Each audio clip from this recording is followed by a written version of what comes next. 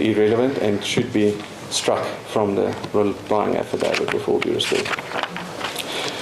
The last issue, which I will not belabor, I'll just submit, and the submission is already made in my heads of argument with regards to the ex parte order that was made by this court by the variation of the original court order and the conduct of the attorney for the applicant.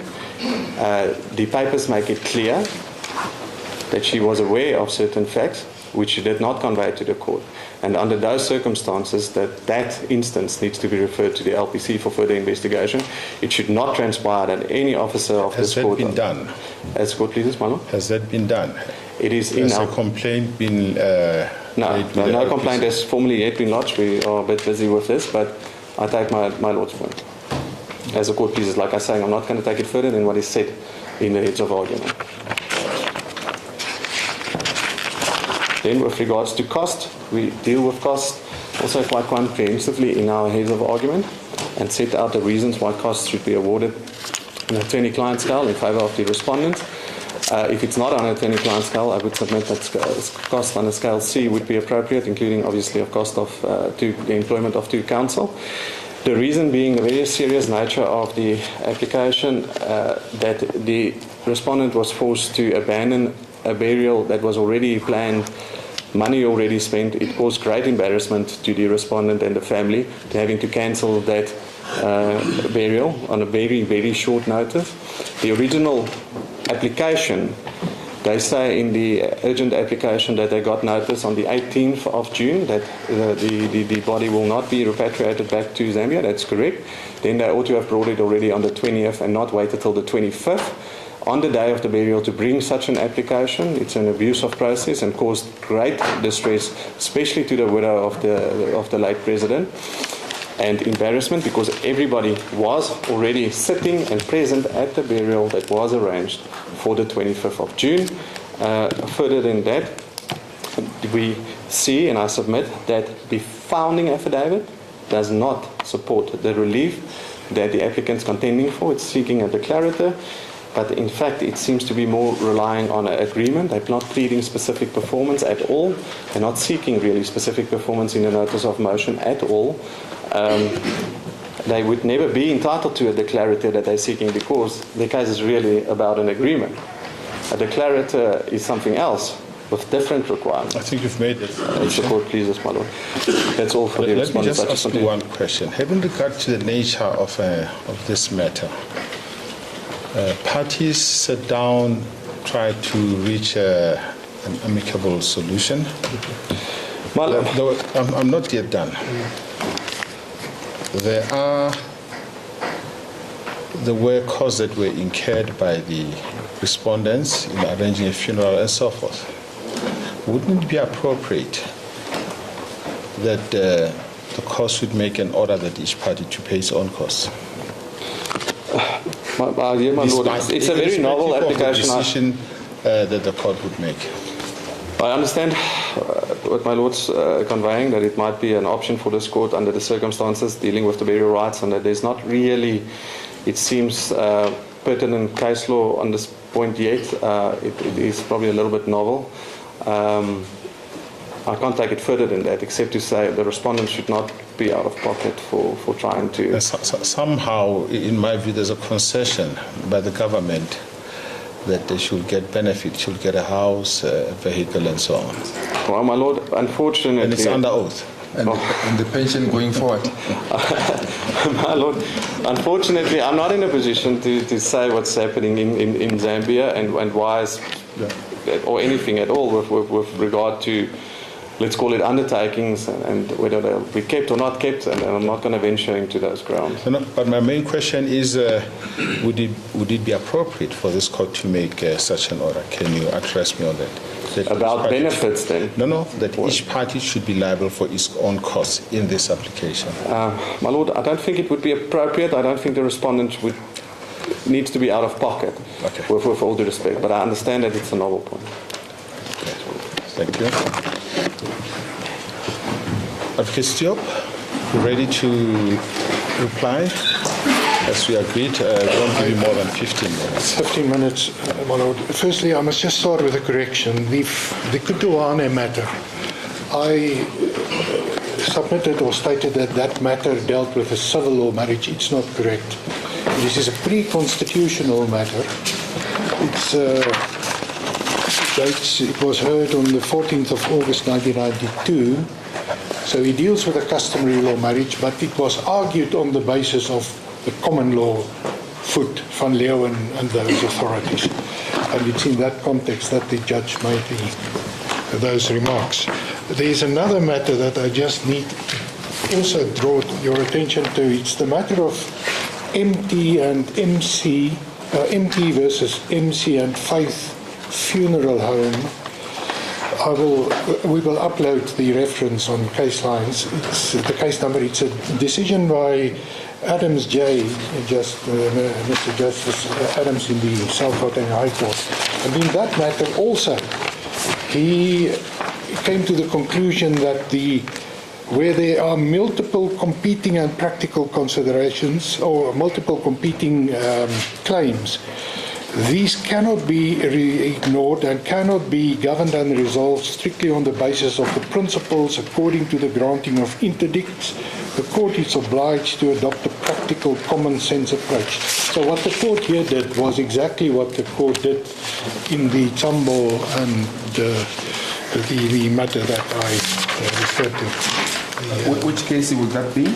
It is this case of... I just want to refresh my memory. I know I went through it, but I can't remember. It's MT and MC versus Faith Funeral Home, my lord. I don't know if it is in the bundle. It's not in this bundle. It's either referred to by my learned friend or it was referred to in the matters that were quoted. So we will upload a copy of this decision. But it certainly also lends support to a more equitable approach or more common sense approach, and especially in this type of matter. Firstly, starting with the submission, which I found rather extraordinary, that the late president was an ordinary Zambian. That is simply preposterous. But that argument it's grounded on the provisions of the Benefits Act. And the applicant, through the mouth of the Attorney General, says the Benefit Act is clear that the benefits are just suspended for so long as you engage in active politics. Upon his death, that impediment or the reason for the suspension falls away and the benefits become payable. One of the benefits is funeral costs. And what the Attorney General says is this is the way the Act should be interpreted, which is in the realm of, obviously, your lordships and my lady can read the Act. The Attorney General confirms that a sensible interpretation is the interpretation that the applicant attaches to it. Are we getting an assurance that PESAL now in Zambia is running in favor of the widow? It must. That's what the Act says. She will get a house, I think she gets a car, children gets benefits, those will follow. It's in the papers. I think it's a concession, maybe as to how the Act should be interpreted is something else, but it's a concession that is made. Based on the papers, my lord, yes. The first point, the question of the wishes of the deceased, what my learned friend did, there's a fancy word to it. If you look at the line and your eye jumps to another point, there's an explanation for that. Your Lordship, or the court referred, my learned friend, to what is stated as far as the wishes of the deceased are concerned, and that is in paragraph 7.6. The family objected that the late president stated his wishes. My learned friend said, no, but that's denied. And then he referred the court to paragraph, the answering affidavit, paragraph 19.1 on 044. But if you look at 044,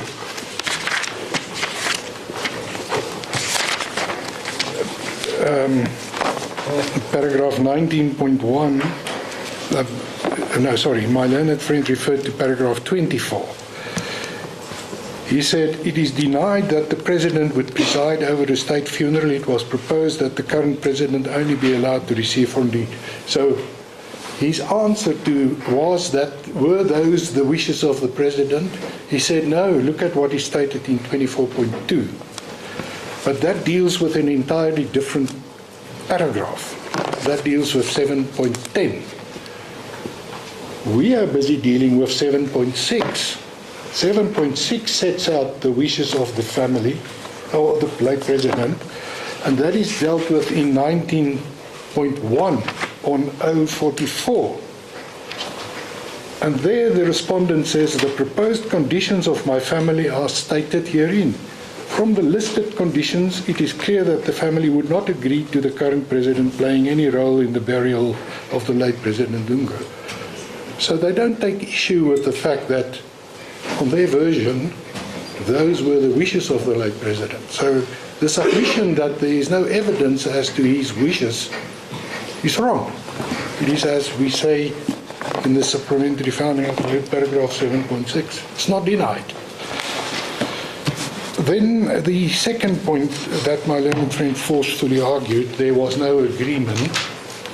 What he never referred to is what is in paragraph 9.5. 9.5 of the supplementary founding affidavit on page K24. 9.5 reads, the seventh respondent, Mr. Zulu, set out the compromise agreement that was reached.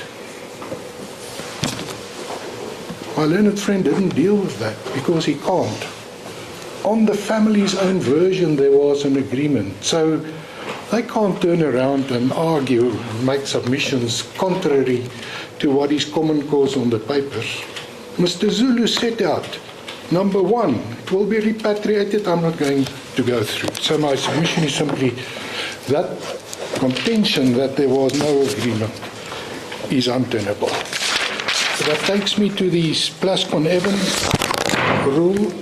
That was at times, it's one of the deck chairs that just went, my lord. My lady. The Plascon-Evans rule, yes, that rule does apply, but the court also is entitled to adopt a robust approach. There's a line of cases, Sofiantini versus Mould, and especially in circumstances such as the present, where we sit, the court has to deal on an urgent basis. It needs to adopt that common sense approach advocated in those line of cases that go back many, many decades, and tells the court how it should deal with if there are disputes, or fact, which I contend there are not. Then the question of the defective notice of motion, it came as a bit of a surprise to me. What the applicant, how the notice of motion is structured, is a declarator declaring the right of the applicant to have the body repatriated, coupled with an interdict that the sheriff would be entitled to cause the transport of the body, and that declaratory relief is squarely grounded on the clear right that the applicant says exists. So the contention that the notice of motion is somehow flawed, I submit can't hold any water. Then the question or the issues with the counter application, the impossibility, and the hardship, those are defenses clearly. You don't raise a counter application, you don't bring a counter application to put that before a court. You simply argue, you put the facts and you argue on the facts.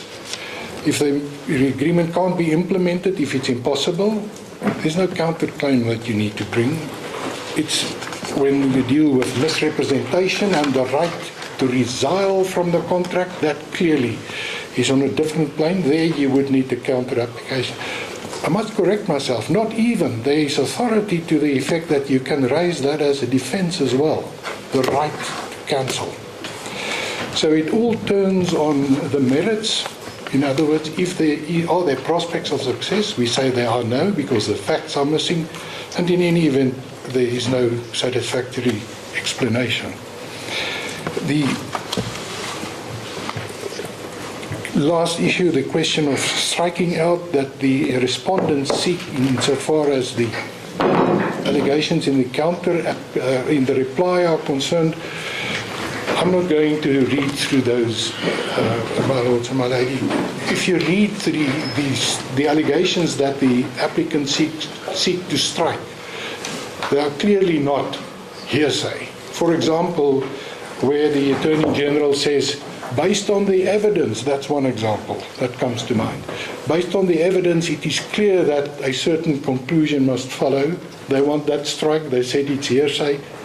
That's clearly not hearsay by any stretch of the imagination.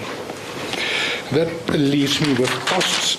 My lord, my ladies, the court indicated that an equitable approach, costs always has that component, maybe not to make an order of costs as to costs. We will obviously not object if you exercise your discretion in that manner. But what we say is ordinarily we would be entitled to costs, and we would also be entitled to the costs of the urgent application. That was because the applicant found out on the 23rd that the funeral will take place on the 25th. It had no choice but to rush to court to interdict the proceedings, and we say that if there's a cost order, the applicant should also be granted the cost of that proceeding or that process.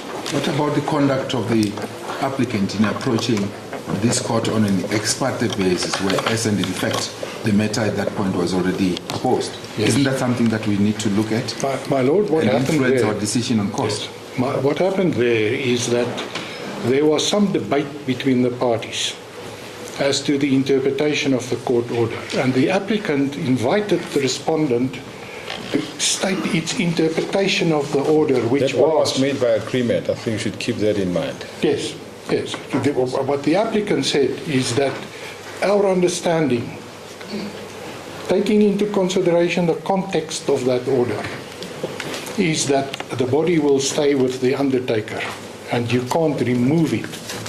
And the reason why that debate ensued was because the applicant obtained information that there may be an attempt to move the body. And when the respondent then said, no, we're not in agreement, that's not how the order should be interpreted, the applicant approached the court on the basis that the order was granted in the common or on the common understanding that the body will not be moved, because it will not make sense if these proceedings would proceed and in the interim the respondents can simply move the body, bury it to whatever this proceedings set out to prevent. Now the respondents complain and say no, but the attorney misled the court. That is simply presumptuous, and if they proceed with a complaint, they're obviously welcome to do so. That complaint will be dealt with, no doubt, accordingly. So, my lord, you may consider the ex parte application. If I'm correct, we don't see costs as far as that is concerned. I don't know, you can check. I don't think. Yes. So those costs shouldn't play a role, and you can take it into account, certainly. My pleasure. Thank you very much. We are thankful to the submissions made by all counsel. We hope it will make our task, this difficult task, a bit easier to deal with. And we are also alive that there is an urgent matter that needs that judgment should be delivered quickly. The undertaking that this court can make is that they will ensure that judgment is delivered not later than Friday. It may be tomorrow, but not later than Friday. On those basis, court adjourns.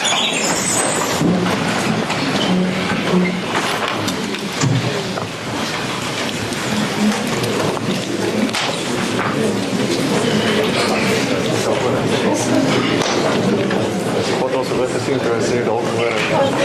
Ja.